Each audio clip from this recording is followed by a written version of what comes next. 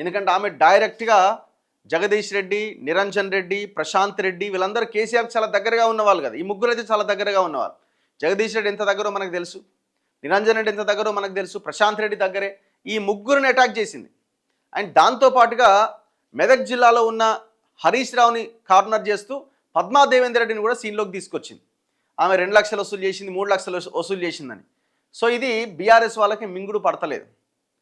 BRS మొన్నటి ఎలక్షన్లో ఓడిపోవడానికి ప్రధానమైన కారణం కూడా కవిత ఒక పార్టే. ఇప్పుడు రేవంత్ రెడ్డి తన స్పీచ్ల్లో కూడా కవితను ముందు పెట్టే ప్రచారం స్టార్ట్ చేసిండు. సొంత చెల్లెని చూసుకోలేని నీచుడు అన్న దగ్గర నుంచి స్టార్ట్ చేసిండు. ఇది వాటాల కొట్లాట. కనీసం ఆమెకి ఎంతో కొంత ఇచ్చిన ఆమె సైలెంట్గా ఉండేది. ఉన్న ఆస్తికి కనీసం చెల్లెకి ఇవ్వకుండా మెడలు బట్టి బయటకి నెట్టేసిరని మాట్లాడిండు. సో ఇవన్నీ పరిణామాలు బీఆర్ఎస్కి తలెత్తుకోలేకుండా చేస్తున్నాయి. ఎందుకంటే అల్టిమేట్గా వీళ్ళందరూ కలిసి ఉన్న వాళ్ళే కదా, కలిసి దోపిడీ చేసిన వాళ్ళు, కలిసి అన్ని ఆస్తులు సంపాదించిన వాళ్ళు, కలిసి ప్రజల్ని మోసం చేసిన వాళ్ళు. ఇప్పుడు ఆమె బయటకు వచ్చి మాట్లాడుతుండేసరికి ఇగో చూసిరా, సొంత చెల్లె మాట్లాడుతుంది, సొంత కూతురే మాట్లాడుతుంది. ఇప్పుడు ఆమె యొక్క ఇది రానికి పెరిగే అవకాశం ఉన్నది.